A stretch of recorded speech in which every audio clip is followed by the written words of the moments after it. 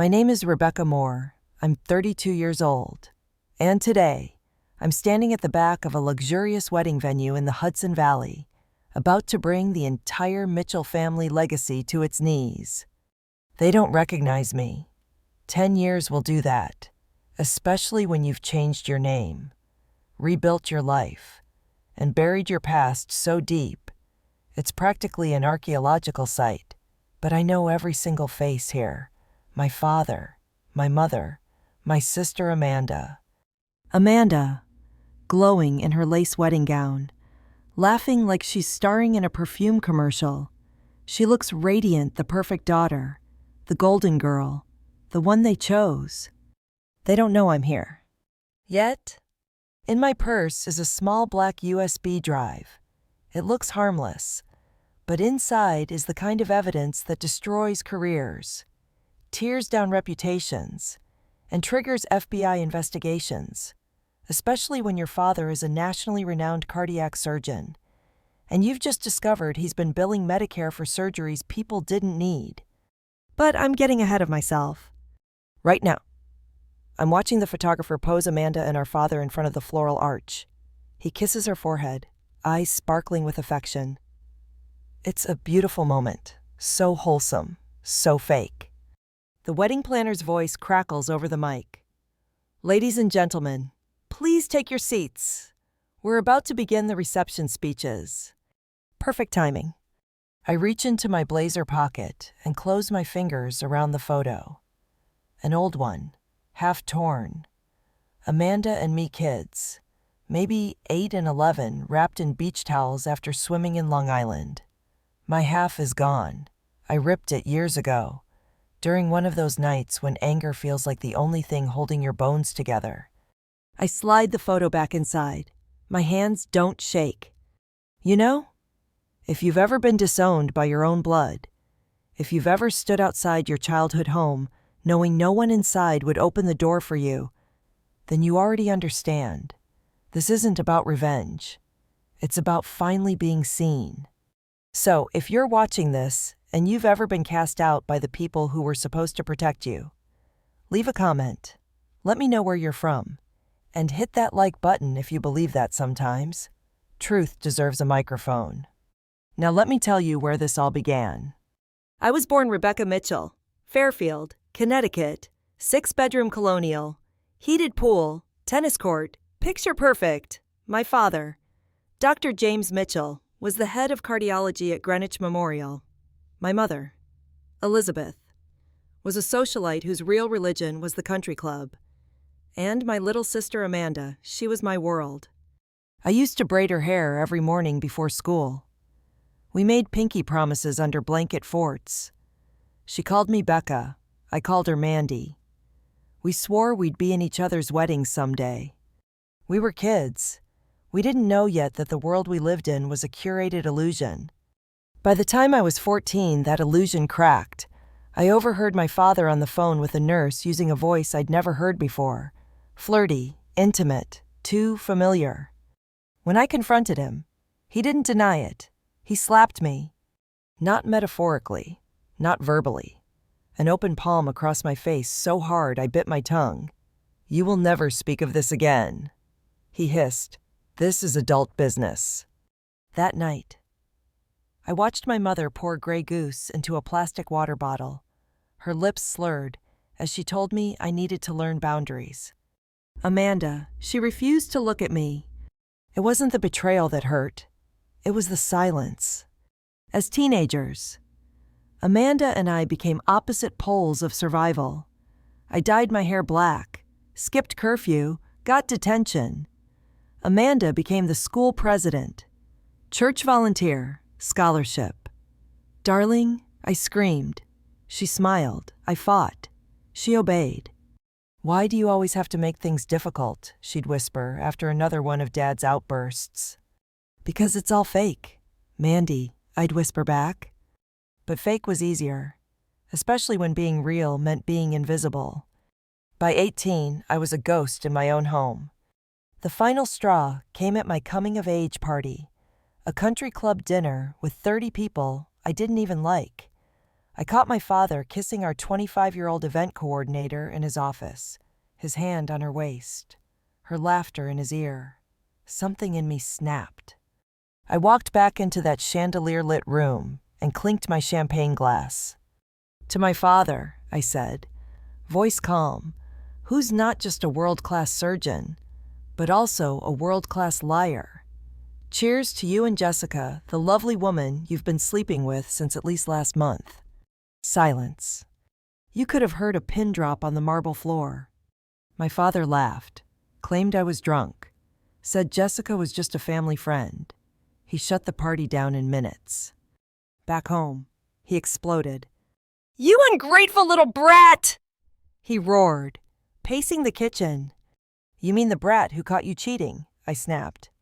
He crossed his arms, cold. "You want to play martyr? Fine. You have two choices: apologize and shut up, or get out." I turned to my mother. She looked down at her wine glass. I turned to Amanda. "Mandy, you know I'm not lying." She shook her head.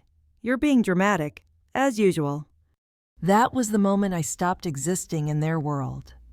That night, I packed a duffel bag with 3 shirts, a toothbrush, and that photo torn down the middle. My father handed me $500 bills. "This is more generous than you deserve," he said. "Don't use our name. Don't come back." No one stopped me as I walked into the October dark. That was the day Rebecca Mitchell died, the girl who craved her father's praise, the sister who thought love meant loyalty. She died on that cold front porch. But something else began to take shape. I didn't know it yet, but the road from there would be long, harsh, and far lonelier than I ever imagined. But I also didn't know that one day I'd come back not to beg for a place at the table, but to flip the damn table over. And it all starts now. Beat, mic feedback hums from the speaker. Wedding guests murmur. Up next, we have a very special surprise toast. I step forward. The world behind the curtain. What really happened after I walked out that night. And how I built myself from rubble. It's strange how quiet the world becomes when you walk away from everything you've ever known. The night I left, the wind cut through my hoodie like knives. My breath turned to mist in the cold October air. My father had slammed the front door without a word. Amanda didn't come running after me. My mother didn't peek through the curtains. No headlights, no footsteps, just silence. I had nowhere to go. I remember sitting at the edge of a bus stop bench on Post Road, clutching my backpack like it was armor. I had $500, no car, no phone plan, and nowhere safe to sleep. It hit me right then I was disposable to them. For the first time, I truly understood what it meant to be cut off, not just financially, existentially, like I'd been edited out of the family photo. The first few nights, I bounced between 24-hour diners and library lobbies. I bought a small black coffee just to stay in a booth till 2 a.m. One night, a waitress quietly slipped me a plate of fries and said, "You look like someone who could use salt and something warm." That plate of fries tasted like mercy. By the third night, I found a women's shelter on the outskirts of New Haven. Shared bunks, thin blankets, one flickering bathroom light, but it was warm, and the staff didn't ask questions I wasn't ready to answer. There were others like me, runaways, survivors, kids who'd aged out of foster care, or walked out of worse homes than mine. We didn't talk much, but there was a kind of unspoken understanding in the way we shared donated shampoo or split a box of Cheez-Its. During the day, I showered at a local gym in exchange for wiping down the locker rooms. I applied for every job I could find on public computers at the library. Eventually, I landed 3 cashier at a gas station from 6 a.m. to 2 library assistant from 3 to 6, and weekend dishwasher at a Greek diner on Wally Avenue. My world shrank to minimum wage and microwave dinners. I wore thrift store jeans and chopped my own hair in a Walgreens bathroom. I kept my head down, spoke little, and trained myself to sleep through sirens and snores. But one night, 6 months in, it all collapsed. I'd worked 30 hours straight library, diner, gas station, and somewhere during my shift. I blacked out at the register. The manager fired me on the spot, said I was a liability. My last check wouldn't come for 2 weeks. That night, I found myself curled up in the corner of the downtown bus terminal, shoes soaked from freezing rain, clutching my knees to my chest. My backpack, stuffed with everything I owned, was wedged between my legs so no one could grab it. My lips were cracked. My hands were numb. I hadn't eaten in 2 days. I remember staring up at the buzzing fluorescent light, heart thudding in my ears, and thinking, this is it. This is the part where I break. But something inside me whispered back, not yet. That whisper saved me. The next morning, I walked into Hartford Community College and asked to speak to an admissions counselor. The woman behind the desk looked skeptical at first. Messy clothes, chapped lips, half-asleep eyes, but I handed her my high school transcripts, perfect GPA, SAT scores, student council, honors program. She blinked. These are excellent. What happened? Life, I said. She didn't press further, just pointed me toward financial aid. That was the first time someone looked at me like I might still have a future. I got a need-based scholarship and rented a room in a crumbling off-campus house with 4 other students. There was mold in the shower, and the heater coughed like a dying smoker, but it had a door that locked and a window with light. I studied from 8 to 2, worked from 3 to midnight, and fell asleep on a futon with textbooks as my pillows. And slowly, I came back to life. Then came Professor Linda Harris. Intro to Law, Tuesday and Thursday mornings, room 314. She was brilliant, fierce, the kind of woman who commanded a room without raising her voice. Blazers, wire-rimmed glasses, silver-streaked hair in a tight bun. She reminded me of everything my mother pretended to be, but never was. On our first exam, I scored a 98. After class, she stopped me by the door. "You have a remarkable legal mind, Rebecca," she said. My heart jumped. I hadn't heard my name said with admiration in years. But then she paused. "You look exhausted. Are you okay?" I don't know what broke in me, but I told her everything. The slap, the exile, the shelters, the jobs, the ache of carrying it all alone. She didn't look horrified. She nodded slowly and said, "I was homeless once too. In my 20s. Abusive family. I know how hard it is to climb out of that hole." She became my first real anchor. Professor Harris helped me apply for emergency housing grants. She gave me bus tokens when I couldn't afford the ride to campus. She invited me to dinner once a week, spaghetti and salad in her tiny condo filled with books and cats. And she never made me feel like charity. She made me feel capable. "You have fire in you," she said once. "That fire can burn you, or it can light the way. Choose wisely." I chose. By the time I graduated, I had a paralegal certification and job offers from 2 local firms. I picked the one with the least pay but the best mentorship. Nights. I studied for the LSAT. Weekends. I shadowed attorneys. When law school acceptance letters came, yes. Even Columbia, I knew which one I was going to. Harris co-signed my loan without blinking. "Pay it forward someday," she said. "That's all I ask." Law school was brutal. 80-hour weeks. Professors who didn't care if you had rent due. Classmates who wore privilege like cologne. But I survived. No, more than survived. I thrived. And the whole time, I kept one thing taped inside my locker, the photo of Amanda and me on the beach. Torn, faded, but still there. Because no matter how far I'd come, I never forgot why I started. I wasn't just chasing success. I was chasing closure. And that closure, It came in the form of a thick manila folder dropped on my desk 5 years later. I had just made junior partner at Donovan. Write-in Pearson, the youngest ever. My boss tapped twice and tossed the file onto my desk. "Rebecca, we need you on this. Princeton Medical Group. Potential Medicare fraud.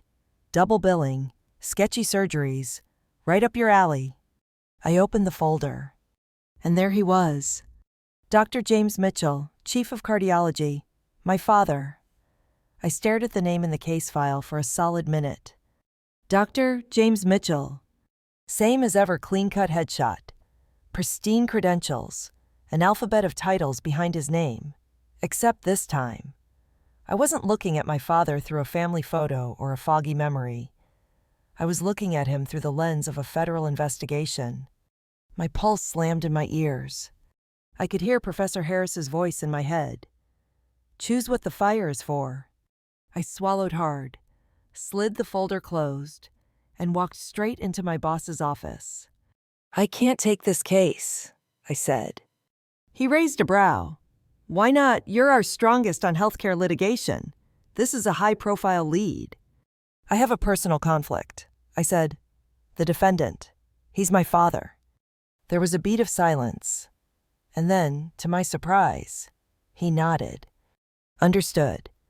But I'm going to be honest with you, this will move forward with or without you. And frankly, Mitchell's name came flagged through multiple sources. Whistleblowers, billing anomalies, patient deaths. That last word hit like a punch. Deaths. He slid the folder back toward me. "You don't have to lead it. But I'm asking, do you want to see what's in here?" My hand hovered.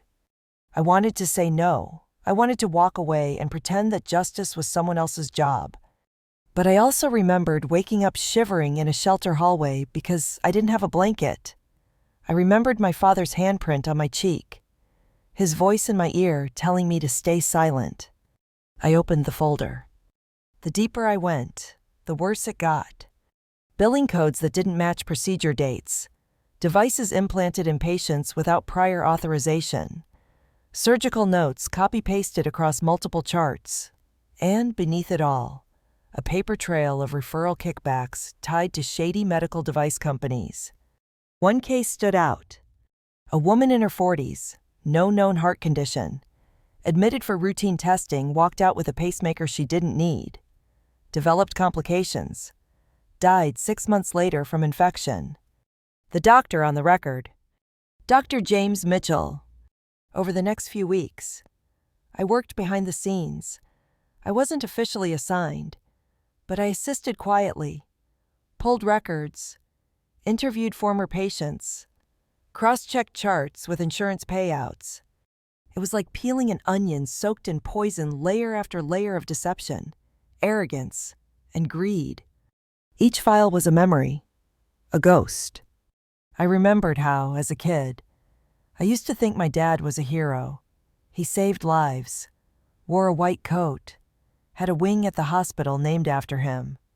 Turns out, he just knew how to play God and make money doing it.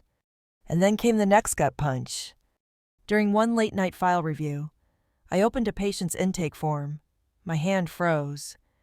Emergency contact, Amanda Mitchell. No way. I flipped to the surgical report. Date 3 years ago.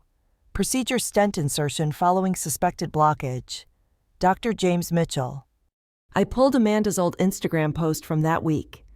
"Dad took care of me like always. So lucky to have the best cardiologist in the world. Love you, Daddy." She'd been a patient. I stared at the page.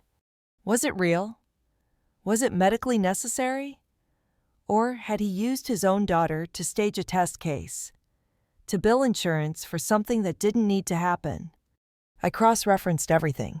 Labs, imaging. She didn't meet the threshold for intervention. Oh my God. He used Amanda, too. That night, I couldn't sleep. I sat at my kitchen counter, holding that same torn photo Amanda's side. My fingers worn over the paper like prayer beads. Did she know? Did she willingly go along with it? Or had she been kept in the dark, just like everyone else? The questions churned acid in my gut. I met with Harris the next morning. I needed someone who understood. Her condo smelled like fresh coffee and cats. I handed her the redacted files. She read silently, then looked up. "Do you want justice or revenge, Rebecca?" I couldn't answer. She nodded. "Sometimes. They overlap, but don't confuse pain with purpose." I looked at her, eyes burning. If I stay quiet, I become what he said I was irrelevant. She stood, walked to her bookshelf, pulled out a small wooden box. Inside was a flash drive, a silver pen, and a folded note. "I kept this for you, in case you ever came to this crossroad." I unfolded the note. My name. In Harris's careful handwriting, "You are not what they tried to erase." I swallowed hard, took the flash drive. Over the next month, I made my plan. I started backing up every document, interviewing anonymous sources, a retired nurse, a fired billing clerk, a grieving husband whose wife never made it out of recovery. The deeper I went, the more I realized this wasn't just about my father. This was about a system that let him flourish, that rewarded prestige over ethics, that buried whistleblowers and shamed survivors. This was about all the people who were told to shut up and smile. Then came the invitation. A white envelope with gold trim. Amanda and Nathan, wedding celebration. Handwritten at the bottom, "Would love to see you. Love, Mandy." I stared at it for a long time. She had found me. And invited me. Did that mean she regretted? Or was she hoping I'd stay quiet? Either way, the universe had handed me a microphone. I had evidence. I had timing. I had a voice. And I had one hell of a stage. I RSVP'd yes, and started preparing.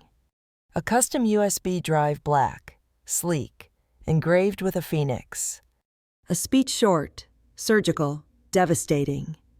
A backup email to my firm, time-stamped and encrypted, in case anything happened to me.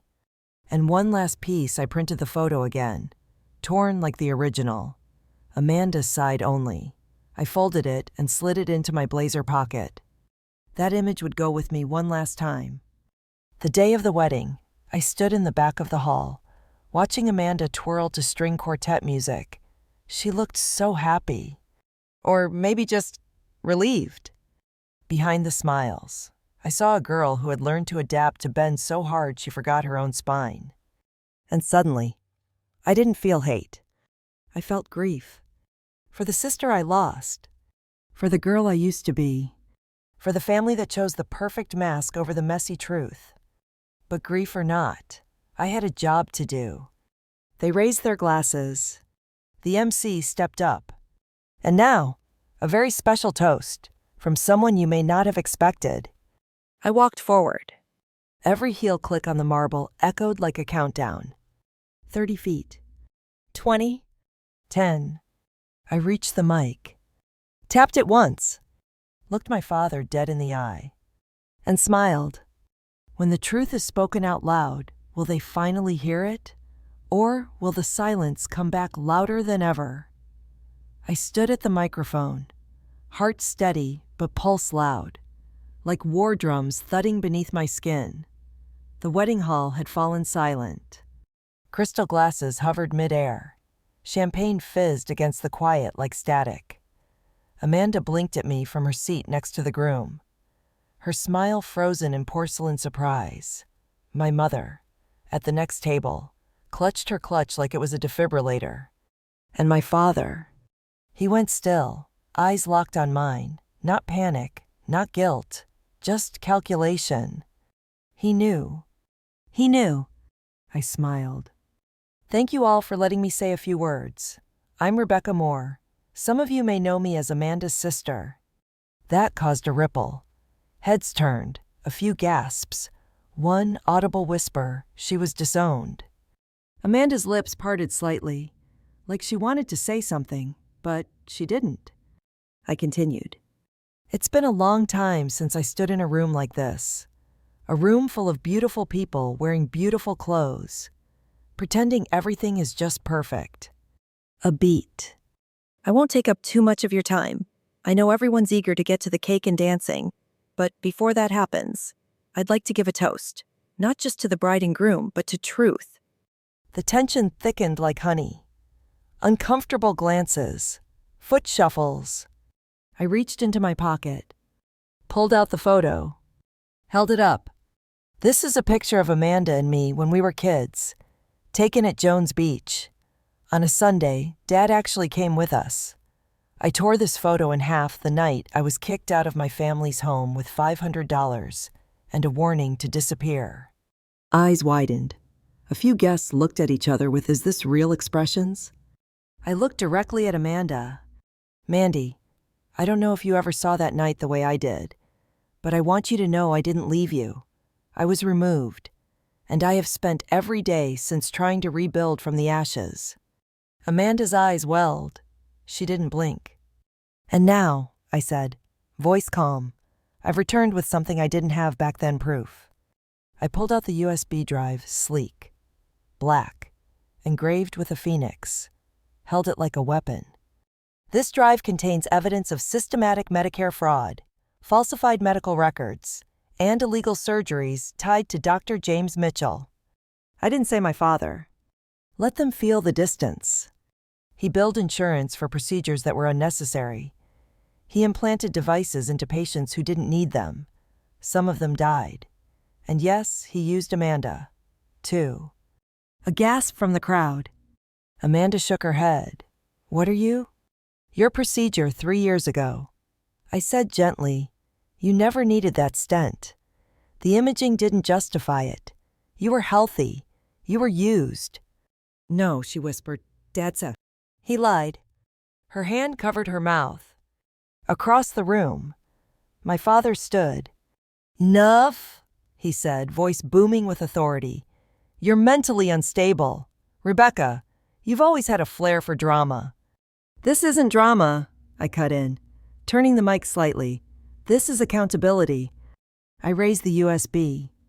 This file has already been sent to federal investigators, to the New York Medical Board, and to multiple press outlets, just in case someone tries to bury the story. More gasps. Cameras came out. Phones started recording. Someone in the back whispered, "Oh my God, this is real." I looked directly at my father. You silenced me once. You won't do it again.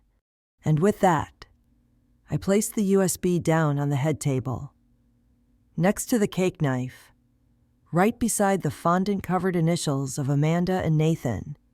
Then I stepped away from the mic, turned, and walked toward the exit. The room behind me exploded. Shouts, confusion, chairs scraping. I didn't turn back. Outside, the air was cool, not cold, the kind of spring evening that makes you think anything is possible. I kept walking. 10 steps. 20. A voice behind me. Becca. Amanda. I stopped. She ran up, heels in hand, mascara streaked, her veil tilted like a white flag. Why now, she said, out of breath. Why today? I turned to her. She looked like a child again. The same look from our bedroom floor. When we used to swear we'd always protect each other. Because it's the one day he can't pretend, I said. The one day everyone is watching. She shook her head, tears slipping down her cheeks. You destroyed him. No, I said quietly. He did that, I just turned on the lights. Amanda stared at me for a long moment, then looked down at the USB drive still clenched in my hand. I didn't know, she whispered. I nodded. Now you do. She opened her palm. I placed the torn photo into it. Keep it, I said. Maybe one day we'll tape it back together. And I walked away. But that wasn't the end. It was just the ignition. 3 days later, the news broke. Renowned heart surgeon. Under federal investigation for Medicare fraud. Dozens of patients may have undergone unnecessary procedures. Whistleblower claims her father played God for profit. I didn't attach my name to the press, but they found it anyway. The headlines changed. Estranged daughter exposes medical empire, family feud, or fight for justice. My firm tried to distance themselves, said they supported my courage, but placed me on temporary leave. Fine by me. What they didn't know was that I'd already secured a meeting with federal prosecutors, and I had backups of everything digital, encrypted, notarized. Harris called me the night the news aired. "You okay?" she asked. "I'm tired," I said. She chuckled. "That's how you know you did something brave." But the part that gutted me, Amanda never called. Not after the wedding. Not after the press. Nothing. I told myself she needed time, that maybe this was too big, too fast, that maybe she was grieving not just her father, but her image of him. I told myself all of that. Until one afternoon, a thick white envelope showed up at my door. Return in address, Amanda Mitchell and Nathan Bell. Inside, a wedding photo. And a note. "You ruined my day. Stay out of my life." I sat there staring at the paper, the words bleeding into each other. Even now, even after the truth, I was still the villain in their story. I folded the note, slid it into the same box where I kept the old photo. Now, the two pieces sat beside each other. Torn memory, final rejection. Still sisters, still fractured. But even as that pain twisted in my chest, another part of me felt calm. Because for once, the lies weren't winning, and I wasn't alone in the dark anymore. When justice begins to move, it drags everything with it: truth, grief, and consequences you never asked for. There's this moment after you pull the trigger, after the match is lit, after the words have been spoken, that the world just stops. For me, that moment came in the form of dead silence after the headlines aired. Not from the public. They were loud, furious, intrigued. The media spun 100 versions of me: the brave whistleblower, the scorned daughter, the vengeful woman out for blood. I didn't care. Let them guess. But from Amanda, nothing. Not a text, not a voicemail, not even a late-night email with a subject line like "I don't know what to say." That silence was the part I wasn't ready for. The federal agents moved quickly. My files gave them a direct path to a dozen fraudulent procedures. Once the press caught wind, more patients came forward. One man said his wife died after a second. Unnecessary surgery performed by none other than Dr. James Mitchell. She trusted him with her heart, quite literally, and he used her as a billing opportunity. Hearing that broke something in me all over again. Because while I'd been focused on justice, I'd forgotten that behind every number in the spreadsheet was someone like me. Someone who believed him. I was called in to testify at the grand jury, not as an attorney this time, but as a witness. I remember sitting outside the courtroom, nerves unraveling in my stomach. I wore a black blazer, hair pulled tight, palms sweating inside my sleeves. Harris had prepped me for weeks, but still when they called my name, my legs trembled. Inside the room, everything was quiet, cold. I raised my hand, swore to tell the truth, and for the next 3 hours, I walked 12 strangers through a lifetime of patterns: financial, emotional, medical. At one point, they asked how I discovered the fraud.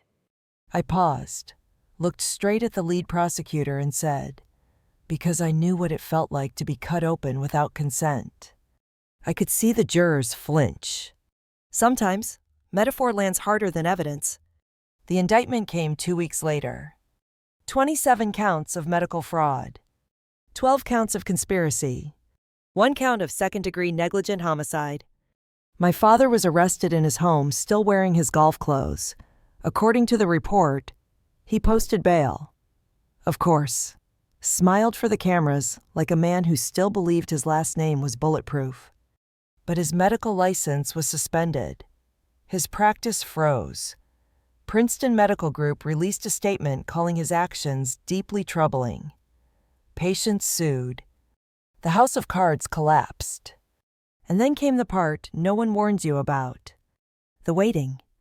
The weird, slow, echoing days where you've already detonated the bomb, and now you're just watching to see what survives the blast. I was suspended from my law firm indefinitely. Pending further review, friends disappeared. A few old professors sent supportive emails, but most colleagues kept their distance. Even Harris, kind as ever, grew quieter. Not cold, just cautious. You're radioactive now, she told me over coffee. Truth-tellers usually are. One night, I found myself on the floor of my apartment, holding that folded photo again. Amanda's half. Still crisp, uncreased, untouched. I remember whispering to the silence, "You could have called." And then my phone lit up. "Blocked number." I froze. "Picked up?" A voice I hadn't heard in over a decade. "You made your point, Rebecca?" It was him. My father. I didn't say a word. "You destroyed our family," he said. Calm, calculated, and for what headline's closure. "You think this is justice?" I laughed. Dry, sharp. "You think I care about headlines?" "Then what do you want?" he asked, voice rising. "You? Exposed," I said. "Stripped of your God complex. Made human." A pause. "I'll fight this," he said. "And I'll win. You were always emotional, unstable. Nobody will believe your narrative in court." "You better hope they don't," I replied, "because if I testify publicly, the world will see who you really are." He hung up. That was the night I made my next move. I sent a private letter to the medical board under oath detailing Amanda's surgery and why I believed she was used as a pawn.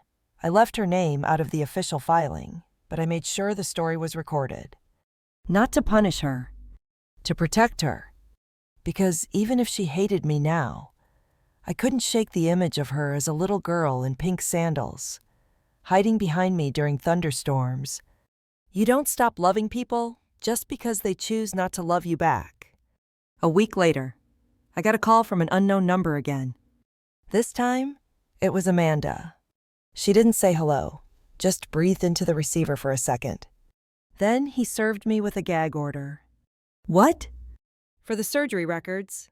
He doesn't want me talking to investigators." "Jesus," I whispered. She exhaled shakily. "I think you're right. I think he used me." I'm sorry, Mandy. "I'm not ready to forgive you," she said, "but I'm ready to help." She testified privately. Not against him, not fully, but she confirmed that she was never told about the risks, that the procedure was her father's suggestion, that no second opinion was offered. It was enough to nudge the case forward. A small domino. But sometimes all you need is one. Public pressure mounted. One news outlet ran a special, "The Price of Prestige." When doctors play God. They asked me for an interview. I agreed on one condition: that they feature patient families, not just me. The segment aired on a Sunday night. 1 million views in 48 hours. My inbox exploded. Messages from people who'd been silenced by power. Nurses, admins, widows, sons. One woman wrote, "I never knew what happened to my mom until I saw your face. Thank you for making noise." But even in that storm of validation, part of me still craved something quieter. Not a win. A reckoning. And it came the morning of the preliminary hearing. Amanda showed up at the courthouse. In a navy suit, no makeup, no ring. She didn't look at me, just sat in the back row. But I knew she was there. And when my father walked past us, shoulders tense, jaw tight, he caught her eye. She didn't blink, didn't flinch, just looked at him. and for the first time in my life, I saw it. He looked small, not the towering surgeon, not the god of our household. Just a man. A man who finally knew he couldn't control the story anymore. What happens when the justice system delivers a verdict? But the emotional reckoning still lingers. The first time I stepped into the courtroom for the trial, it didn't feel like victory. It felt like standing inside a vacuum. Rows of hard benches, fluorescent lights, a judge with eyes like flint. My own reflection in the plexiglass shielding the witness stand tired, drawn, but unbroken. And across from me, Dr. James Mitchell, in a tailored navy suit, and that same impossible smirk he wore at PTA meetings and hospital galas. His lawyers flanked him like armor paid with the money he siphoned from Medicare and sick bodies. He didn't look at me. Not once. But that wasn't the point anymore. This wasn't about getting him to look. This was about making everyone else see. I testified over 3 days. Not just about the documents, not just about the billing fraud or the whistleblower evidence, but about what it meant. I talked about the language of silence, about what it feels like to grow up knowing something is rotten, but being told you're too sensitive, too emotional, too much. I talked about how power distorts memory, how it trains you to doubt your own eyes. And when I said, he taught me to speak like a lawyer just so he could teach me how to lie, someone in the jury flinched. Amanda came once. She sat in the 3rd row, sunglasses on, back straight. She didn't stay long, but she stayed long enough to hear her name read aloud in evidence. Patient Amanda Mitchell. Procedure elective stent placement. Outcome post-op complications. Anxiety diagnosis. The defense tried to spin it. Family tensions. They called it unreliable narrators. A bitter daughter with a vendetta. But the data told a different story. And so did the other witnesses. The retired nurse, the widow, the young med tech who lost his job after asking too many questions. They didn't know me. They just knew what they'd seen. The final day of arguments. I sat alone in the back hall with a styrofoam cup of coffee that had gone cold an hour ago. Harris found me there. "You look like you've been hit by a bus," she said. "Feels accurate." She handed me a napkin. "You did it." "Did I asked. Or did I just drag a family into the public square and set it on fire?" She sat beside me, the old mentor calm in her eyes. "Sometimes justice is loud. Rebecca, doesn't mean it's wrong." I didn't answer. Just looked down at the USB drive in my coat pocket. The Phoenix. Still there, still burning. The verdict came 5 days later. Guilty. On 31 counts. The courtroom didn't erupt. There was no applause, no dramatic gasp like in movies. Just the sound of my father, exhaling, like the weight of pretense had finally crushed him. His lawyers looked stunned. He didn't. For the first time. He looked tired. Not remorseful. Not broken. Just done. And maybe that was the worst part. There was no big confession, no apology. Only quiet defeat. Outside, the media swarmed. I ignored them. Walked straight past the cameras, down the steps, and into the spring air that smelled like possibility. Amanda was waiting. This time, no veil, no bouquet. Just jeans, a plain blouse, and hair pulled back like when we were kids. "I came to see if he'd say something," she said softly. Did he? No.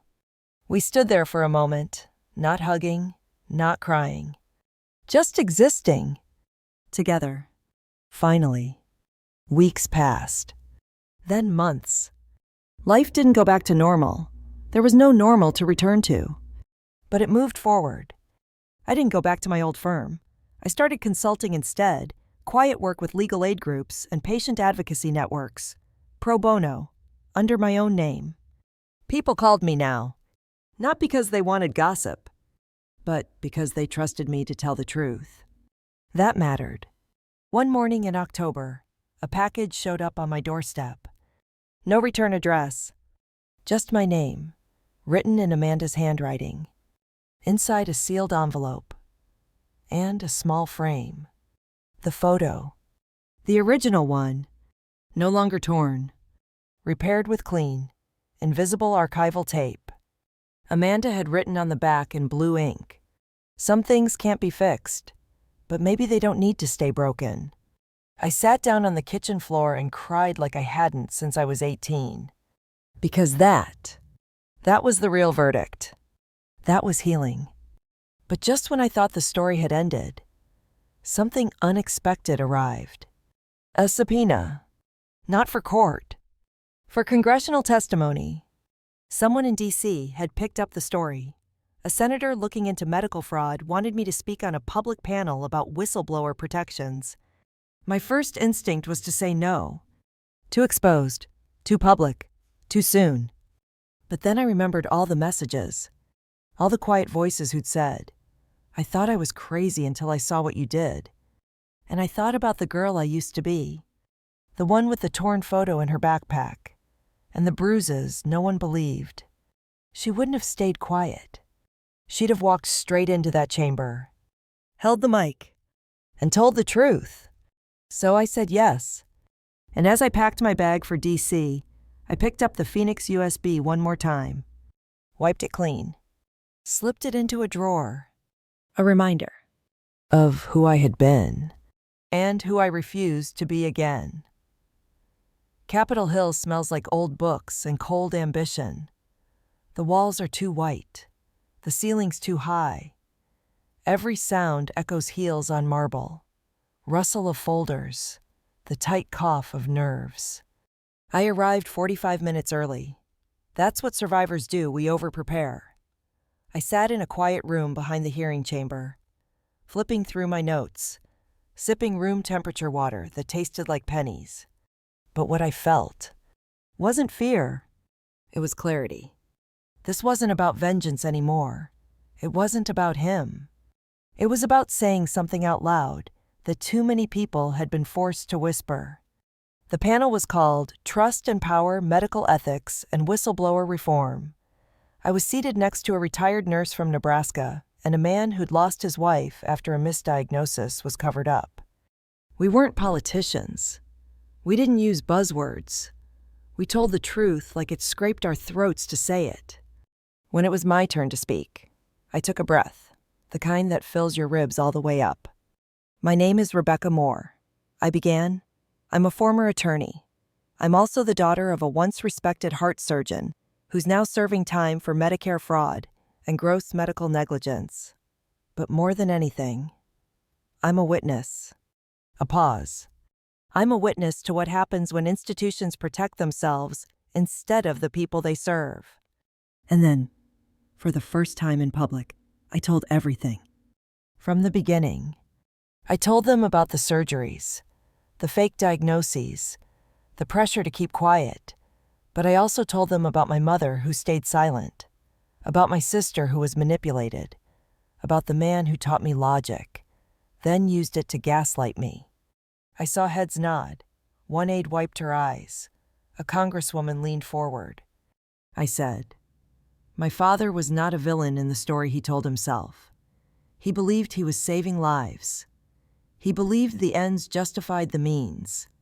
But when power goes unchecked, even good intentions rot." And then I said something that surprised even me. I don't want revenge. I want repair. I want protection for the people who come forward. I want silence to stop being safer than truth. That was the moment everything changed. After the hearing, I stepped outside into the fall air. No cameras, no applause, just wind. Amanda was waiting by a bench. She handed me a small coffee and said, "You look taller up there." I laughed. "It's the heels." We sat. "You were incredible," she said. Finally. I didn't answer right away. I was afraid if I spoke, the emotion would slip past my armor. She continued, I used to think being strong meant ignoring the truth, keeping your head down, pretending. And now I asked. She looked up. Now I think strength looks like standing in front of 1,000 people and saying, "This happened to me, and it wasn't okay." That night, back in my hotel room, I opened my inbox. Hundreds of new messages. A teenage girl whose mother was facing an unnecessary surgery. A nurse from California who quit her job after refusing to alter a chart. A pastor who said his faith had been shaken by a hospital board cover-up. They didn't want me to fix it. They just wanted someone to see them. I saw them. All of them. Months passed. My father was sentenced to 18 years. He'd be eligible for parole in 9. He didn't appeal. I never visited him. Not because I hated him, but because the man I needed him to be had died long ago. The rest, just noise. My mother divorced him quietly and moved to Florida. Amanda and I talked weekly now. We weren't close in the storybook sense, but we were rebuilding slow, steady, piece by piece. Some relationships are mosaics made from shards. One day, she showed me a tattoo she'd gotten on her ribs. It was small, barely the size of a quarter. "A phoenix." "Stole your symbol," she said, smiling. I didn't mind. And me. I started writing. Not legal briefs, not whistleblower reports. Stories. About grief. About power. About daughters who weren't believed and came back anyway. I got invited to speak at universities. I met nurses who were organizing, journalists who were investigating, a whole ecosystem of people trying to make something cleaner out of the mess. I wasn't the only one anymore. That meant everything. But the part I think about most is the photo, the one Amanda repaired. It's on my desk now, still taped, still showing that beach day where everything felt whole. Sometimes I stare at it and wonder, were we ever really that happy? Or was it just the camera catching a good angle? I'll never know for sure. And maybe that's okay. Maybe the point isn't to rewrite the past. Maybe the point is to tell it flaws and all, so the next girl sitting on the bathroom floor with a torn photo and no idea how to keep going knows she's not the only one. If you're still watching this, thank you for sitting through this story, for letting me be messy, for believing that truth matters even when it's uncomfortable, especially then. And if you've ever been silenced, shamed, or gaslit by someone who was supposed to protect you, I want you to know, you are not crazy, you are not alone, and your voice has weight. Even if it shakes. This isn't the end of my story. It's not even the peak. But it's the first time I get to write the ending myself. No manipulation, no erasure, no more asking permission. Just truth. Spoken out loud. And finally heard. If this story resonated with you, please leave a comment, even just one sentence. Your voice might be the one that helps someone else breathe again. Subscribe for more real stories about power, survival, and the strength it takes to start over. And as always, be brave, be loud, be seen. Story 2. My name is Olivia Matthews. I'm 32 years old, and up until a few months ago, I believed that loyalty, hard work, and doing the right thing would eventually pay off. I was wrong. Because 2 weeks after my brother's wedding, I watched an entire room full of people gasp as I quietly pulled the plug on a $7.5 million deal between my family's construction company and his new in-laws. Just like that, the Golden Alliance, the merger made in heaven, as my mother once called it, was gone. Why? Because they sat me at a folding table next to the kitchen. I wish I were being dramatic. I wish this story were about a minor seating mishap at a fancy wedding. But it wasn't. It was about erasure. Public. Deliberate. Humiliating erasure. They knew what they were doing. And the moment I saw my name scrawled on a tiny place card wedged between the venue coordinator and the assistant photographer, something inside me snapped quietly, without fanfare, like the sound of a champagne cork popping in the background of someone else's celebration. Except this time, I was done pretending it wasn't about me. So if you've ever been pushed aside by the very people who were supposed to protect you, your family, then stick around. This story's for you. And if you've ever been the one who held it all together behind the scenes, only to be told your place is just over there. Thanks. Go ahead and hit that like button, because you're going to understand every word I'm about to say. Before I get into the day everything changed, let me take you back. Not too far, just enough to explain how a woman like me ended up invisible at her own brother's wedding. Because the truth is, I didn't start out invisible. I started out indispensable. Matthews Construction wasn't always a name people respected. It began as a modest family business founded by my dad, Thomas Matthews. In the mid-'80s, one truck, one crew, and a whole lot of grit. My father was old-school blueprints on paper, handshakes over contracts, and an iron belief that relationships build buildings. And to his credit, it worked for a while. But by the time I finished my MBA from Wharton and came home to Boston, the company was circling the drain, deferred taxes, bloated vendor contracts, half-finished luxury builds bleeding overhead. It was a mess. I could have taken a job in New York. I had offers, big ones, but instead, I came back and sat across from my father in a dimly lit office that still had fax machines and wall calendars. "I'll help," I told him, "but you have to let me clean house." He hesitated, then nodded, and I got to work. I restructured everything: finances, contracts, staffing, even branding. 5 years later, Matthews Construction was a $50 million firm with one of the tightest portfolios in the Northeast, and I was the CFO holding it all together. Except no one really saw that. Not even my family.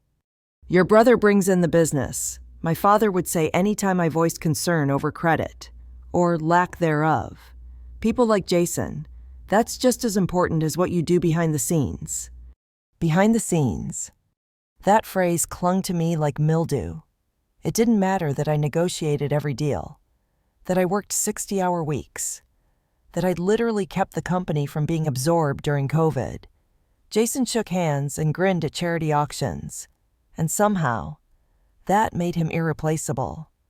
Jason is 9 years older than me, tall, clean-cut, perpetually tanned in a way that screams. I spend Saturdays on someone else's boat. He has that effortless charm that makes people lean in when he talks, even when he says absolutely nothing.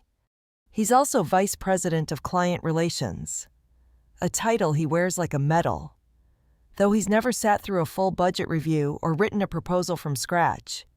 I used to think the imbalance didn't matter, that we were a team, even if one of us got more applause. But then he met Vanessa Cordwell, and everything changed. Vanessa was beautiful in a polished, catalog kind of way. Her father owned Cordwell Properties, one of the biggest luxury real estate firms in the region, and her family's idea of casual dinner involved place cards and custom floral runners. We'd crossed paths a few times before she started dating Jason, always polite, always distant. She had this way of smiling at you like you were a spreadsheet she didn't quite need yet. When they got engaged, my mother practically vibrated with glee. "It's not just a wedding," she said over cocktails the night they made the announcement. "It's a partnership. This is going to elevate us all." "Us all," she said. As if I hadn't already elevated the company from financial flatline to Forbes feature potential. As if Vanessa's name suddenly meant more than my half-decade of back-breaking work. And that's when it began. The reframing. At first, it was subtle. I'd get CC'd instead of directly emailed. Meetings would happen without me, then I'd be asked to wrap things up or look into the numbers. At the engagement party, someone introduced me as Jason's little sister. She's great with Excel. I'm a Wharton-trained executive, but sure, Excel. I smiled, bit my tongue, told myself it was just a phase. Wedding mania. But it wasn't. It was a campaign. A quiet rebranding of who I was, orchestrated with the kind of precision that only happens when people already think they're better than you. And as the months went on, it became clear. They didn't want me erased. They wanted me repurposed. It all led up to the wedding. And that moment, standing in front of a folding table with my name next to a staff badge, that moment told me everything I needed to know. I wasn't family. I was functional. I wasn't legacy. I was leverage. And maybe, just maybe, they forgot who really wrote the contracts. Who structured the Cordwell deal? Who buried a very specific clause on page 97? That clause, it's why 2 weeks after the wedding, I walked into our boardroom and made a single, surgical move that shattered their empire. But I'll get to that. First, let me tell you what happened at the Vineyard Estate, the day they made the mistake of seating me next to the kitchen. Because that's where the real story begins. And trust me, you're going to want to hear how it ends. The Vineyard Estate was something out of a magazine. Rolling hills, perfectly trimmed lavender rows, glass walls overlooking a lake that glittered like a polished ring. You could smell the money, old money, the kind that doesn't shout, but whispers in imported marble and nameplate wine. I arrived early. I always do. My dress was deep burgundy satin, custom tailored, subtle enough to not outshine the bride, but elegant enough to demand space. Hair professionally blown out, makeup done by someone who charges more than my mortgage. It was the one time I let myself really try to be visible. Because some small, foolish part of me still wanted to be seen. A valet opened my car door and smiled like I might be someone important. For a second, I believed him. I stepped into the estate, heels clicking softly against stone, and was immediately intercepted. Olivia Matthews, a young woman with a headset, asked, already looking past me, "We need help near the patio." The florist used sunset dahlias. Vanessa had requested peach. I blinked.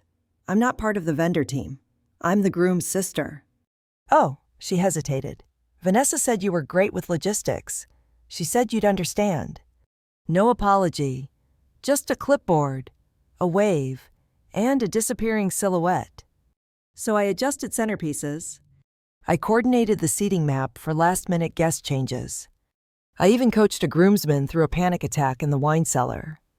By the time the family photos were taken, I wasn't even on the list. I found out later over Instagram that I wasn't just forgotten. I was erased. No group shots, no candid laughs, no Matthews siblings moment. Just Jason and Vanessa, grinning in golden hour light, arms around our parents. When I walked toward the ceremony space, my feet hurt from hours of running on uneven stone. I hadn't eaten. I hadn't cried. Not yet. I checked the seating chart. There was no Olivia Matthews at table 1, or table 2, or 3. Instead, a folded paper card on a narrow auxiliary table near the kitchen service entrance caught my eye.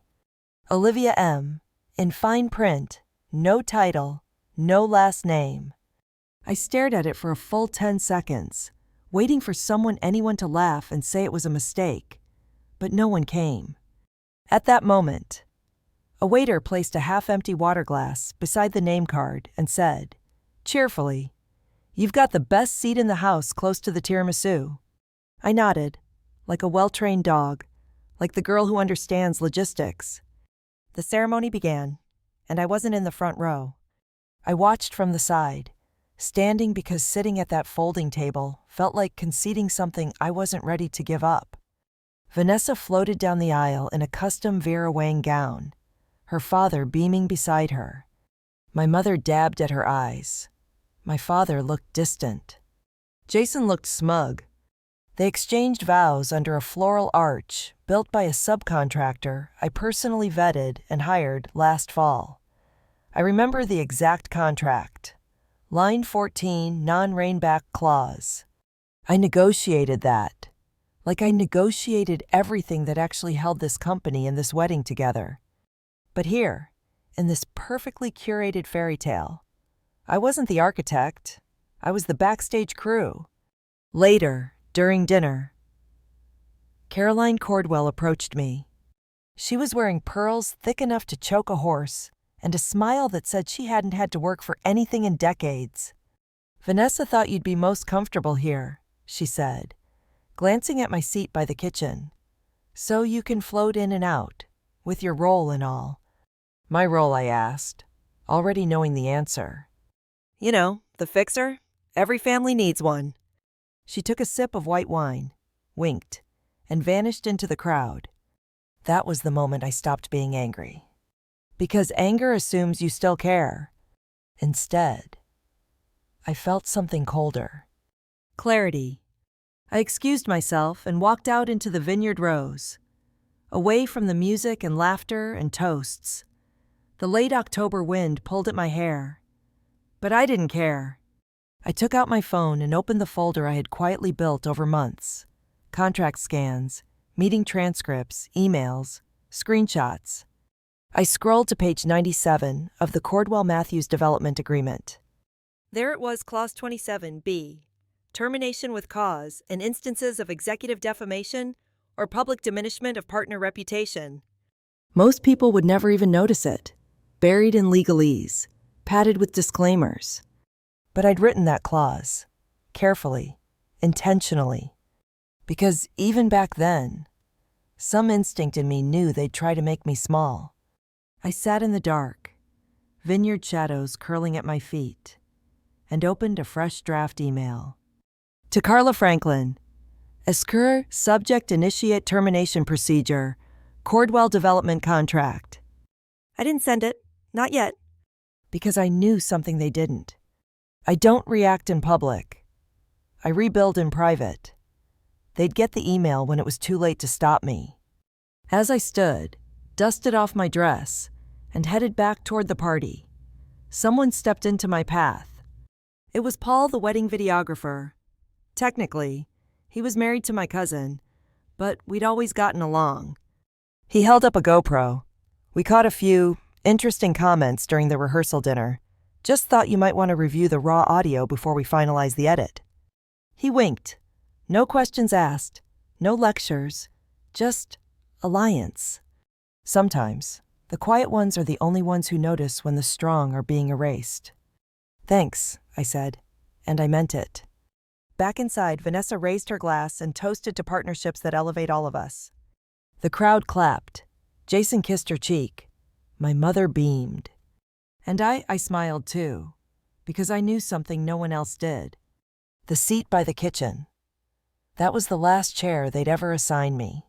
Starting Monday, I was going to tear down their whole paper palace. Quietly, legally, perfectly.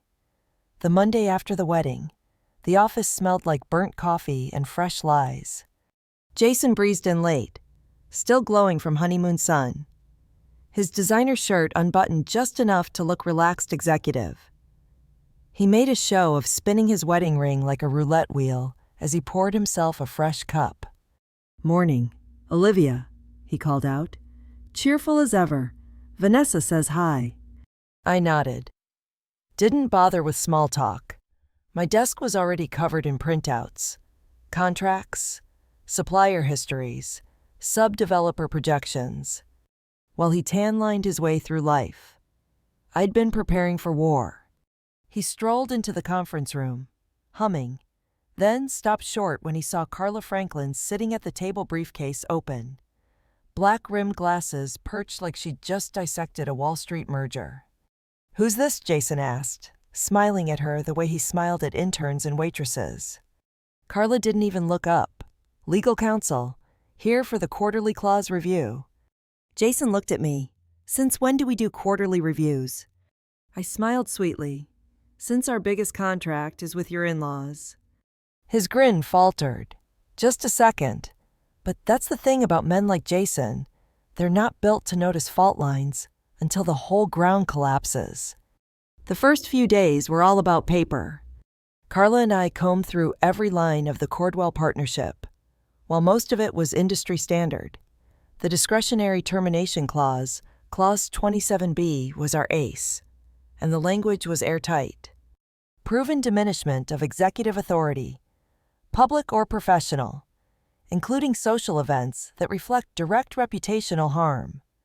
Buried beneath construction terms and zoning jargon, that clause was my silent scream, now finally heard. To strengthen the case, I compiled footage and commentary. Paul, the quiet videographer, came through like a knight with a camera. I had a full audio transcript of Caroline Cordwell's toast from the rehearsal dinner. She joked about finally polishing up the Matthews brand and cleaning house and leadership after the wedding. Laughter, champagne glasses, one cousin even clapped. But it wasn't a joke. It was a strategy. And legally, it was a weapon. Carla's eyes lit up. If they even try to push back, this toast goes viral. I nodded, but I wasn't going for gossip. I was going for blood, quietly, neatly. Back at the office, the cracks started forming. First was the silent panic. Jason began noticing budget numbers shifting, meetings happening without him, vendors returning calls to me first. Then came the confusion. He pulled me into my own office one afternoon. "Liv, why's the Riverside Phase 2 delay showing as high risk? That's a Cordwell job." "Because it is high risk," I said flatly. "Their land title's in dispute. Didn't you read the report?" He blinked, unsure whether to defend or retreat. "But I thought you said—" "I said it was stable, before the wedding." Silence. I could see the gears turning. Jason wasn't stupid. He just thought everyone else would always be dumber or more polite than him. I let the silence stretch. He looked at me then, really looked, like he was seeing someone new, or someone he thought had been buried long ago. Meanwhile, Mom sent me a text. "Are you still upset about the seating thing? Don't be sensitive. Vanessa said the planner made that choice." The planner, right. As if planners have final say over who gets seated outside the family photo radius. I didn't reply, because nothing I said would matter. In families like ours, silence doesn't mean peace. It means order. And order is always built on someone's back. I had been that back for long enough. Then came the board meeting.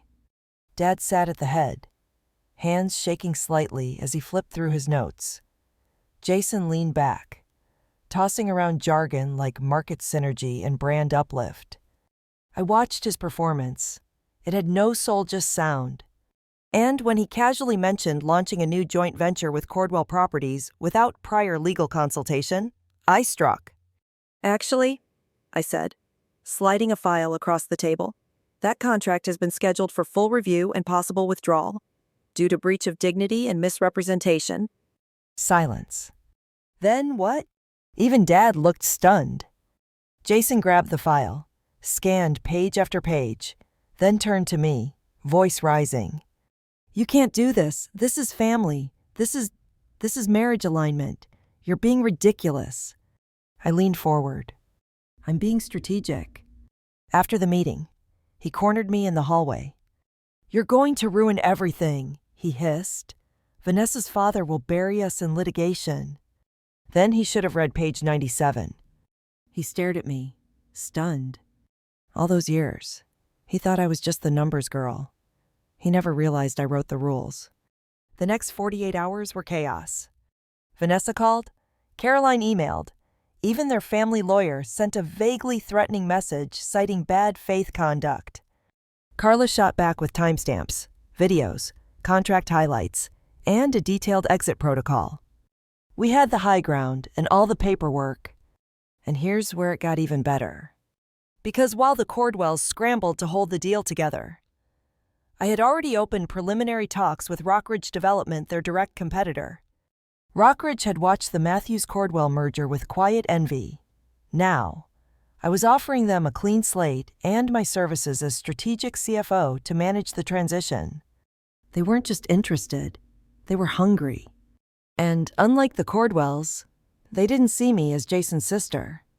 By the end of the week, Jason showed up to my door with 2 coffees and a forced smile. "Let's talk," he said. I took the coffee, didn't drink it. He leaned on the edge of my desk, all charm and nerves. "I know you're mad. I know the wedding stuff wasn't perfect, but this is overkill." "Is it?" I said quietly. "Because from where I sit, it's exactly the right kill." He flinched. It was subtle, but it happened. I let him sit in it. He tried again. "We're blood, Olivia." "Funny," I said, "because you treated me like I was staff. The contract goes up in smoke, and so does Jason's golden boy glow. But not before one last twist turns the knife." After Jason left my office, coffee untouched and charm cracked wide open, I sat back in my chair and exhaled. For the first time in weeks, the silence felt earned. But I knew this was only halftime. The real game. It was about to begin. I didn't just want to remove the Cordwells from our business. I wanted to make sure they couldn't rewrite the narrative afterward. No amicable split, no strategic redirection. I wanted the truth etched into the boardroom walls like gospel. So I met with Carla that evening at a quiet legal co-op downtown. She wore all black, except for her red-framed reading glasses like a warning flare. "Vanessa's father sent a private negotiator," she said, sliding a folder across the table. "They're offering a phased disengagement if we drop the defamation charge." "Not a chance," I said. Carla raised an eyebrow. That clause wasn't just a trap door. It was a message. "Are you sure you want to send it loud in public?" "I want them to remember this every time they plan a strategic wedding." She didn't smile, but she nodded. The next day, I began the most deliberate sabotage of my career, and the most legal. I personally called our senior vendor partners and told them that Matthews Construction was reevaluating its alignment strategies. No panic, just language vague enough to make them nervous. And then I leaked through very specific whispers at very specific networking events that Cordwell Properties had over-leveraged their third-quarter projects in anticipation of a 10-year partnership that was now unstable. By Friday, the real estate group's risk rating shifted, not dramatically, just enough to cause internal review. This was chess, not fire. I didn't want explosions. I wanted erosion. Then came the twist I hadn't seen coming. It was a Thursday night when I got the call. "Dad?" His name lit up my phone like a forgotten photograph. I hadn't heard from him directly since the wedding, just a few bland emails, forwarded through Jason. "Olivia," he said, his voice gravelly. "I need to see you." I almost didn't go. But something in the way he said it soft, like someone folding into themselves, made me drive across town. His house was dark, except for the kitchen light. He sat at the table in a faded sweatshirt, hands wrapped around a mug he didn't drink from. "You know," he said, "when your mother told me where they'd seated you, I said nothing. I didn't speak. I told myself it was just a mistake, that you'd understand, that you were tough." That word landed like a weight. Tough, as if it excused everything else. But then I saw the photos. He continued, all the smiling, the speeches, the God, the table placement. And I realized, we didn't forget you. We erased you. I blinked. He looked up. "I'm sorry." I waited for the but. It didn't come. "I didn't just fail as your father," he said quietly. "I failed as a partner. You saved this company, and we sold you out like a staff member." He reached into a drawer and pulled out a small black ledger, handwritten. "I used to track company health by gut," he said. "Then you came along and showed me what real structure looked like." He slid the book across the table. "Whatever happens next, I trust your gut more than mine." I didn't cry, not then, but I felt something loosen in my chest. Not forgiveness, but maybe a release. The next morning, I walked into the boardroom with the presentation. Jason was already there, looking like he hadn't slept. "I got a call," he muttered, "from Vanessa's father. He's threatening to sue." I opened my laptop. "He's welcome to try, but we both know what the clause says." I clicked. Slide 1, Clause 27B, Violation Evidence. Slide 2, Caroline's toast, transcribed, highlighted, dated. Slide 3, social media screenshots from wedding guests, tagging me as vendor support or event coordinator. Slide 4, my name, not included on the press release post-wedding, despite being listed as Chief Financial Officer on the company website. Slide 5, vendor invoice records confirming I had personally signed off on 68% of the Cordwell build decisions in the last year. Not Jason, not Vanessa, me. By the end of the presentation, even the most passive board member was sitting up straight. "This," I said, "is breach of executive dignity, brand misrepresentation, and frankly, a slap in the face." No one argued. Jason looked pale, like the color had been drained out of him. Dad, sitting quietly at the far end, simply said, "Proceed." And so we did. By noon, we had filed the termination documents. By 2 p.m., Cordwell Properties was served. And by 6 p.m., Jason's phone was blowing up. He paced outside my office, muttering, begging, spinning lies into excuses. I didn't open the door. Carla texted me a single line. "Cordwell just pulled funding from Phase 2. Jason's scrambling. Want me to speak to the press or hold?" I typed back, "Hold. Let him explain it first." Because sometimes, silence isn't surrender, it's strategy. And sometimes, letting the golden boy fall in front of the same cameras he used to smile into. That's better than any courtroom win. But just when I thought I had it all handled, I got an unexpected email. From Paul, the videographer. Subject: you might want to see this. One attachment. A short video clip. No message. I clicked. The screen went dark. Then, audio. Caroline Cordwell. At the rehearsal dinner. Off mic, but caught on backup. After the wedding, we'll start folding Matthews under our name. Jason's charming, but he's not the brains. Olivia. She'll fall in line, or we'll cut her out. My heart stopped. Because this wasn't just proof of what happened. This was premeditation. They had planned to use me from the beginning. And I had proof. The video clip from Paul played on a loop in my head like a ticking metronome. She'll fall in line, or we'll cut her out. Caroline Cordwell's voice casual. Condescending wasn't just a slip. It was strategy. Proof that every passive-aggressive slight, every erasure, every forgotten email was deliberate. I didn't sleep that night. Instead, I drafted a plan. Not reaction, not retaliation. Execution. Because when someone plans to cut you out like a bad investment, the only logical move is to cut them off at the source. First thing the next morning, I forwarded the clip to Carla with the subject line, "Use this. Hold it back for now." She replied in less than 5 minutes. "Understood. But if they counterattack, we launch." Then I called Rockridge Development. They'd been circling ever since the Matthews Cordwell termination became public. Quiet lunches, background calls, a few speculative proposals floating between assistants. But now I gave them something they couldn't ignore: leverage.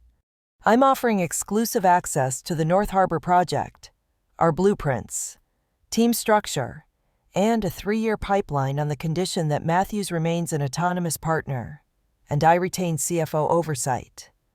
There was silence on the other end. Then a single line. "We'll have something in writing by Friday." By noon, Rockridge's legal team sent over a term sheet, not just interested, hungry. That same afternoon, Jason burst into my office like a wind-up toy on caffeine. "They're bleeding us dry," he snapped, slamming a printout onto my desk.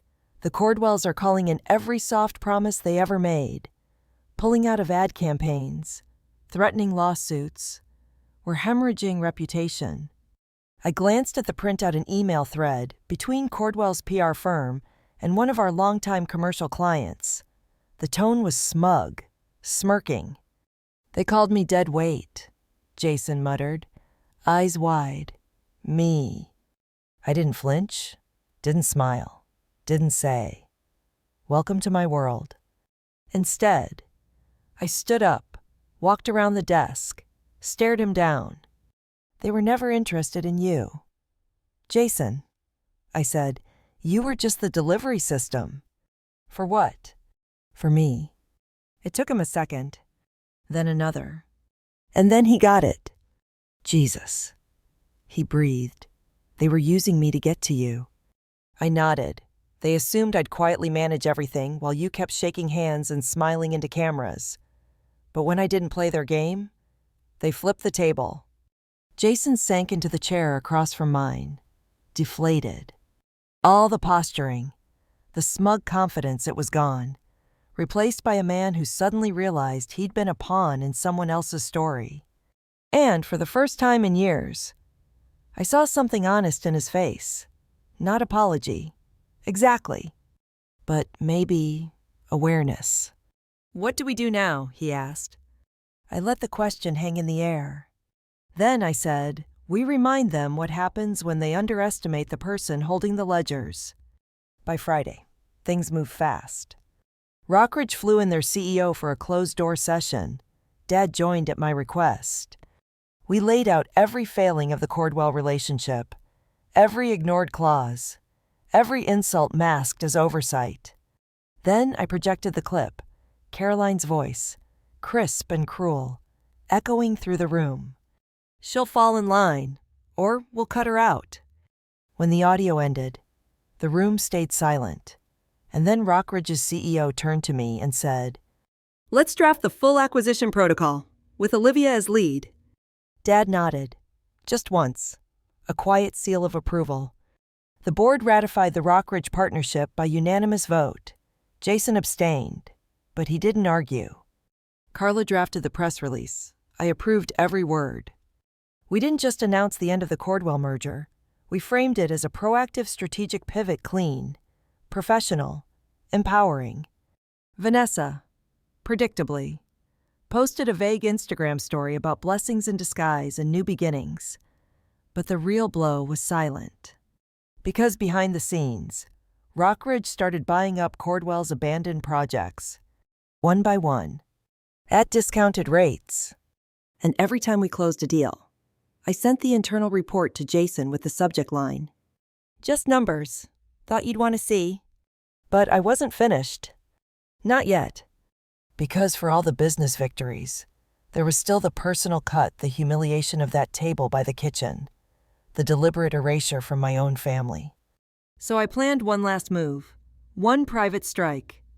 I called the venue. Yes, the Vineyard Estate. And I ordered a copy of the final catering invoice from the wedding just for myself. It came in a week later, standard stuff. But buried on page 4, I found it. A line item. Auxiliary seat setup. Staff overflow. $4,800. That's what my presence was worth. To them. I printed it, framed it, and placed it on the shelf behind my desk just below my Wharton diploma. Not out of spite, not even as a reminder. As proof. Proof that even when they tried to shrink me into a $48 footnote, I was already the one scripting their ending. Then, on the morning of our first press announcement with Rockridge, something surprising happened. Jason walked into my office. No coffee, no excuses. He sat down, handed me a folder. Inside was a resignation letter. "I'm stepping down," he said, "from the exec board." I stared at him. Why? He shrugged. "Because I can't lead something I didn't build. And because, you were right, I was always on the billboard, but you were the architect. It wasn't dramatic, it wasn't perfect, but it was enough." He stood, walked out. And I turned toward the window, the Boston skyline cutting sharp and beautiful through the glass. I thought of the vineyard, of the folding chair, of the clipboard girl and the lipstick smudge I had to fix myself in the mirror because no one thought I belonged in a bridesmaid suite. And now, I was in the suite. I was the suite. 2 weeks after the press release announcing our Rockridge partnership went public, I got a letter. Not an email, not a legal notice. An actual handwritten letter, thick cream paper, gold embossing on the envelope. Cordwell and Family Estates. I opened it carefully, like defusing a bomb. Inside was a single sheet, one sentence, written in curling cursive. Olivia, perhaps it's time we discussed a more civilized resolution. No signature. But I didn't need one. Caroline Cordwell was many things brutal. Condescending, strategic, but never messy. If she was reaching out directly. It meant one thing. They were bleeding. And they were... In less than a month, Rockridge had absorbed 3 of their most valuable contracts. Subcontractors were ghosting them. Clients were stalling payments, waiting to see who'd land on top. Meanwhile, our name Matthews and Rockridge was making headlines in every real estate magazine from Boston to San Diego. We were modern, female-led, strategic. And me. I was no longer just Jason's sister. But when Carla and I met to finalize the legal dissolution of the last Cordwell shared holding, something caught her attention. She frowned at a contract buried in the appendix. "What's this?" she asked, tapping a line with her pen. "Secondary guarantee clause. Did you agree to this?" I leaned over. The clause was subtle, buried in a late-stage sub-agreement Jason had handled months before the wedding. It guaranteed a full payout to Cordwell Holdings if Matthews Construction failed to deliver North Harbor Phase 2 on time. It was signed by Jason. My jaw tightened. Carla looked at me. If they can prove project delays, even minor ones, they can force a payout. Not enough to tank us, but enough to make headlines, to smear you. That was the Cordwell style. Not destruction, contamination. Smear the water just enough that no one wants to drink it. I called Jason. He answered on the second ring. "Hey, we need to talk," I said. "Now." We met in his apartment, still half decorated from Vanessa's short-lived stay. I tossed the clause printout on his kitchen island. "You signed this." He ran a hand through his hair. "Yeah, it was buried in the phase guarantees. Vanessa said it was standard." "Jesus, Jason, you didn't even read it." I trusted her. "That's the problem," I snapped. "You trusted her, but you didn't trust me." He didn't argue. I sat down. "If we don't resolve this," I said, "they'll claim breach of contract and drag us through court, even if we win. They'll spin the story, and you'll be the face of it." Jason rubbed his face. "So what do we do?" I pulled out my phone. "Paul," I said, "the videographer." Jason blinked. "What does he have to do with—" "He has something we never used, something I kept in reserve." That night, I called Paul. "Do you still have the full rehearsal dinner footage?" A pause. Then everything, uncut. "What do you need?" Caroline, saying anything. Predatory. He laughed softly. Predatory, she built her personality out of it. I met him the next morning at a coffee shop in Cambridge. He handed me a USB drive with a smirk. "You didn't get this from me," he said. I watched the footage that night. At the 47-minute mark, during dessert, Caroline leaned into her husband and whispered, "Once we fold Matthews into the Cordwell brand, we'll clean house. Jason's got the name, but Olivia, she's an asset we'll cut when the optics are right." They laughed. Cut when the optics are right. I hit pause. There it was, the knife, still wet. We brought it to our PR team. Carla reviewed it and said, "We can't leak this directly, not without legal backlash, but we can use it as leverage." And so we did. I drafted a formal letter to Cordwell Holdings, attaching a transcript of the footage, no threats, just facts. We requested a mutually beneficial nullification of all secondary clauses in exchange for confidentiality. The reply came in less than 24 hours. Agreed. It was quiet. No press release. No lawsuits. No headlines. But that silence, that was the sound of them surrendering. Jason called me that night. "You saved me," he said. "No," I replied. "I saved the company." But in truth, part of me had saved him, too. Not because he earned it, but because I wouldn't become them. The next board meeting was short. I stood before our partners, projections strong, contracts locked, and a future finally untainted. When it ended, I walked past the glass wall overlooking the Boston skyline, same view I'd stared at when I was invisible. I stopped, took a breath, and reached into my bag, pulled out that framed 40-odd invoice, the one from the wedding.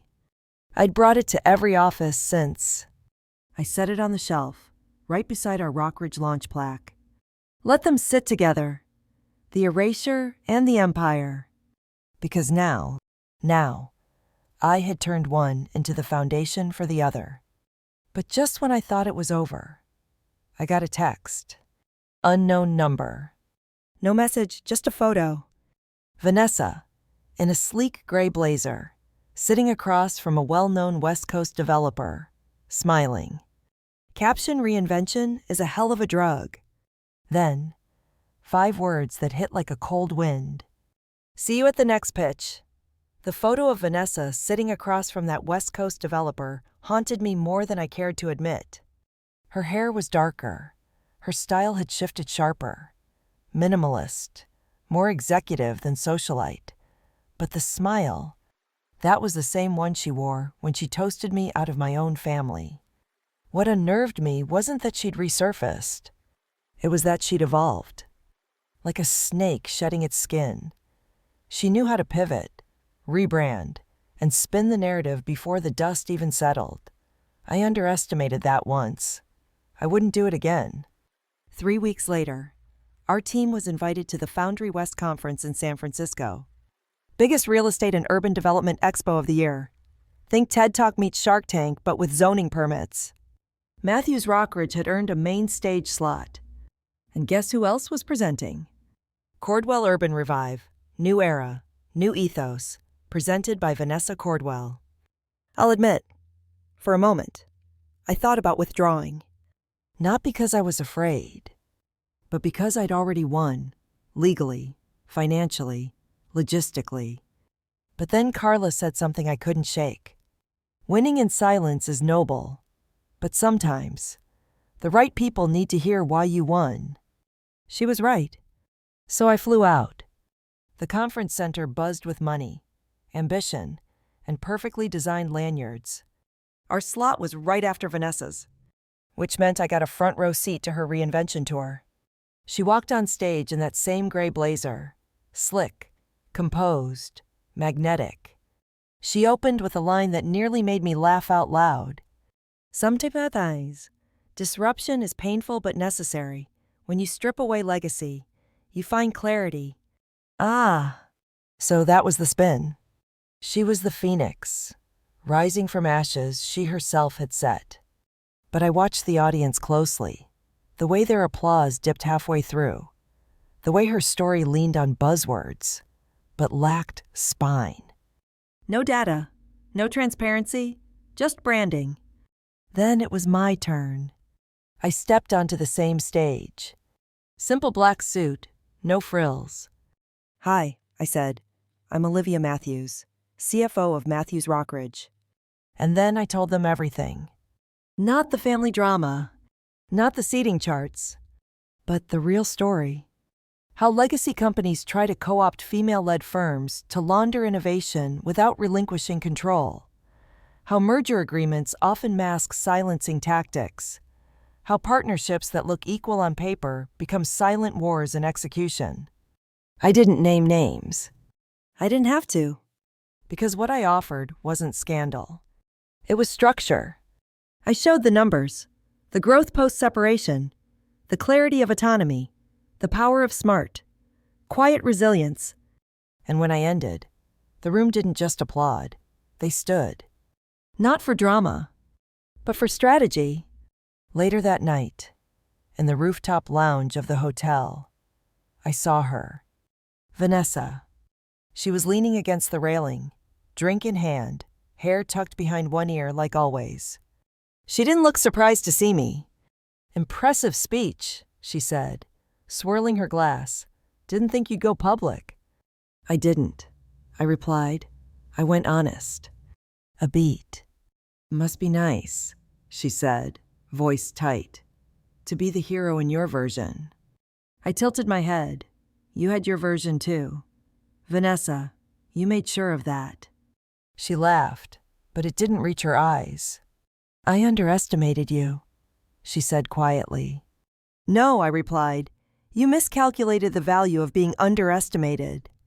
That one stung. She turned away. See you at the next pitch, she muttered, echoing her last message.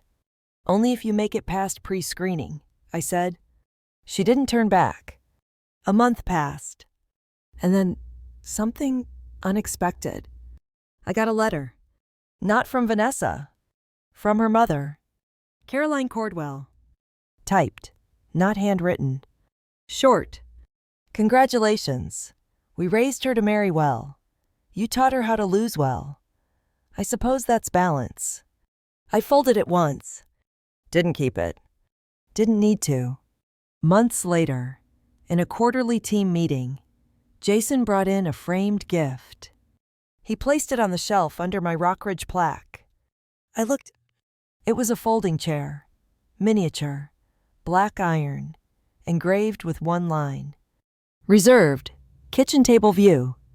I laughed, out loud. For real. That chair, once a symbol of exile, had become a badge of where I started, of what they thought I was worth, but also of what I built anyway. Here's what I've learned. Sometimes, revenge looks like fire. Other times, it looks like a clean audit. Sometimes, the most powerful thing you can do isn't destroy your enemies. It's outlast them, outgrow them, outshine them so completely, they fade into the footnotes of your story. And sometimes, all you need is a $48 reminder that you are never disposable. You're just undervalued by the wrong people. If this story hit home, drop a comment below. Tell me, have you ever been underestimated? And don't forget to like, subscribe, and share this with someone who needs to be reminded. You don't need a seat at their table. You can build your own. And this time, you're at the head of it. See you in the next one.